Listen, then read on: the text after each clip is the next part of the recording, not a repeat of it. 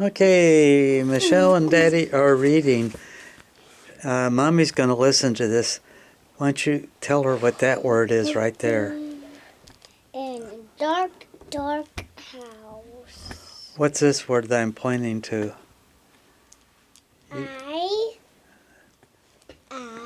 Yeah. Can dark walk. Okay. House. R-E-A-D. Okay, she got I can, and then read. I can read. R-E-A-D. I can read. I can read. What's this word right here? R-O-O. Dark. That word is dark. D-A-R-K. Dark. What's this one? You should know that one. House. No. Does house begin with an R? Room. Very good. Bravo. I can read in a dark, dark room. So for those listening to the tape, it's a series of short stories. The first one is called The Teeth. I was hurrying home in the dark when I saw a man walking toward me. Do you know what time it is? I asked. The man lit a match to look at his watch. It is 8 o'clock, he said. It's time to go to bed. Then he grinned at me. His teeth were 3 inches long. When I saw them, I ran. Soon I came to another man. Why are you running? The man asked. I just met a man with teeth this long, I said. It scared me. My teeth are longer than that, said the man, and he grinned at me. When I saw his teeth, I ran. Very good. Run is R-U-N. Ran is R-A-N. So when I saw his teeth, I ran. Soon I came to another man. Why are you running? He asked me. I just saw a man with teeth this long, I said. That's nothing, said the man. Did you ever see teeth this long? I took one look and I ran all the way home. Very good, Michelle. Okay, new story. New story. It's called In the Graveyard. I think it's going to be scary. A woman in the graveyard sat. Oh, very short and very fat. Oh, she saw 3 corpses carried in. Oh, very tall and very thin. Oh. To the corpses, the woman said, Will I be like you when I am dead? Oh. To the woman, the corpses said, You'll be like us when you are dead. Oh. To the corpses, the woman said,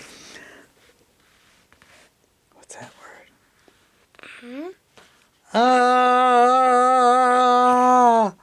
And you're not seeing the picture, but she's short and fat, and she pictures herself bony like a skeleton. And that's why she went, ah! Uh-oh. This is a scary one. It's called the green ribbon. Do you know that word right there? What's that word? G-R-E-E-N. Green. Once there was a, what's G-I-R-L? Jenny. A girl named Jenny. She was like all the other girls except for one thing. She always wore a green bow. A ribbon, green ribbon around her neck. There was a boy named Alfred in her class. Alfred liked Jenny, and Jenny liked Alfred. One day he asked her, Why do you wear that ribbon all the time? I cannot tell you, said Jenny. But Alfred kept asking, "Why do you wear it?" And Jenny would say, "It's not important."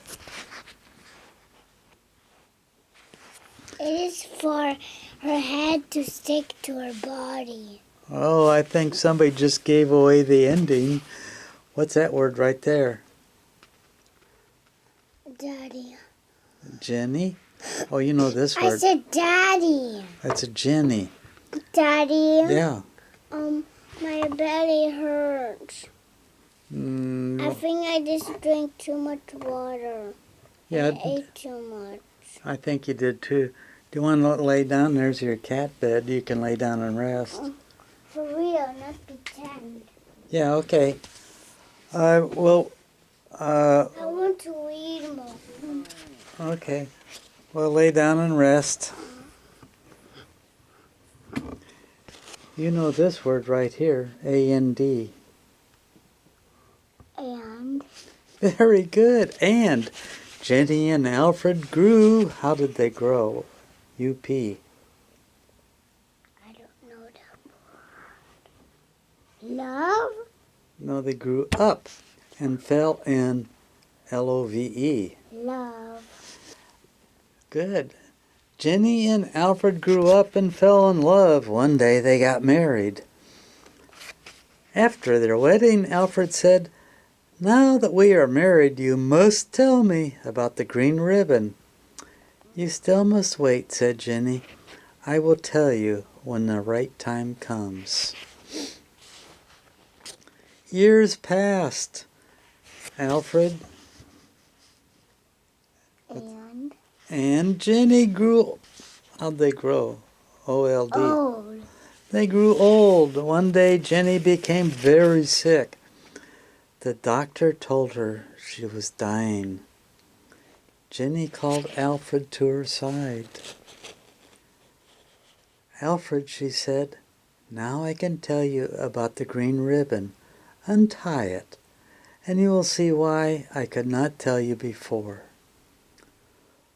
Slowly and carefully, Alfred untied the ribbon, and Jenny's head fell off. Was that a good one? Mm-hmm. You like that one? Mm-hmm. What's that word right there? I'm not going to talk anymore. You're not going to talk anymore? You're not feeling good? My stomach hurts. I know.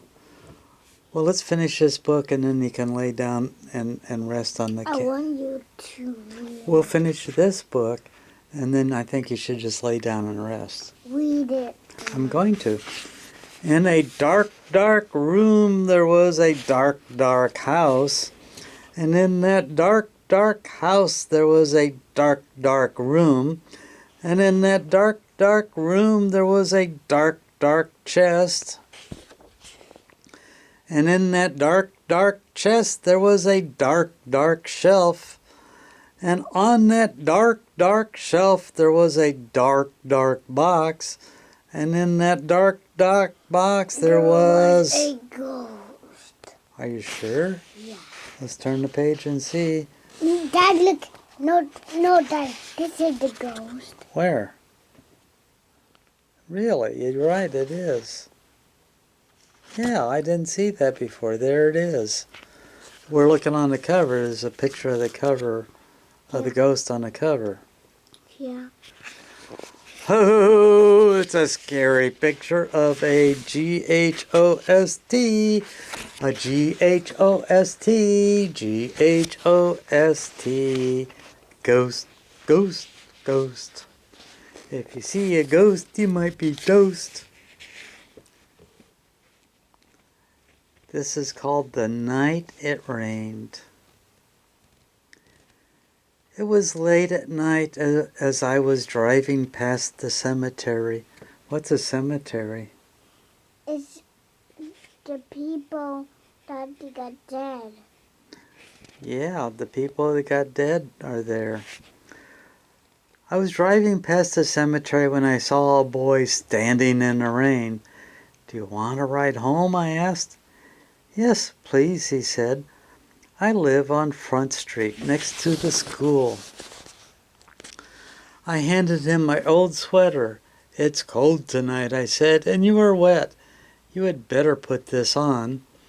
After that, we did not talk. When we stopped at his house, I said, "Keep the sweater.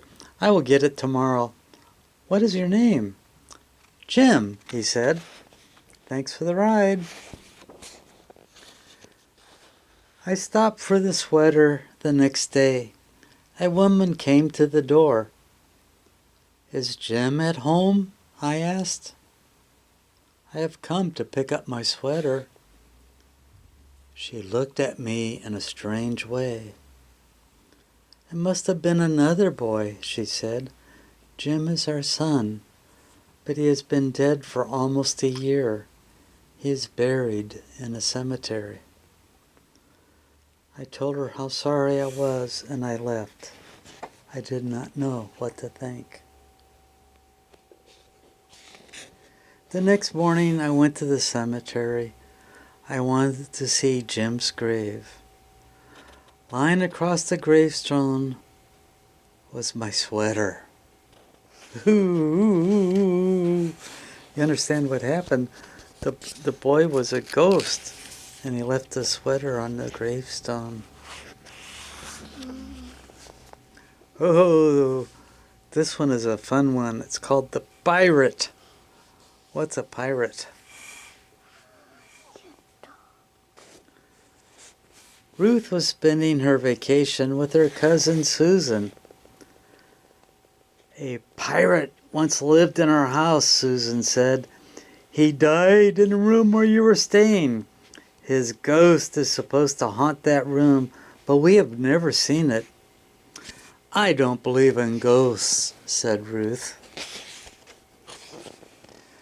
But the thought of a pirate haunting her room scared her a little.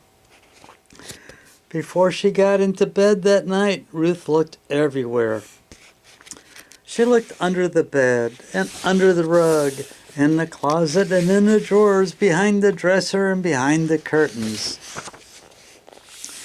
and anywhere else a ghost might hide. But she did not find a thing. Ruth yawned and stretched and got into bed.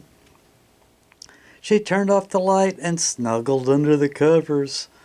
"Just as I thought," she said to herself. "There is no one in this room but me." Then a big voice said, "And me!" And the picture shows a big, scary-looking pirate ghost. Ooh, he's big and scary-looking, isn't he? And this is just a little poem, and it's the last one in the book. What's that word, G-H-O-S-T? I can't. We just learned it. The Ghost of John. Have you seen the Ghost of John? Long white bow. Okay, have you seen the Ghost of John? Long white bones and the flesh all gone. Oh, wouldn't it be chilly with no skin on? The end. Okay, we're going to take a little break for a while. Bye-bye, Mommy.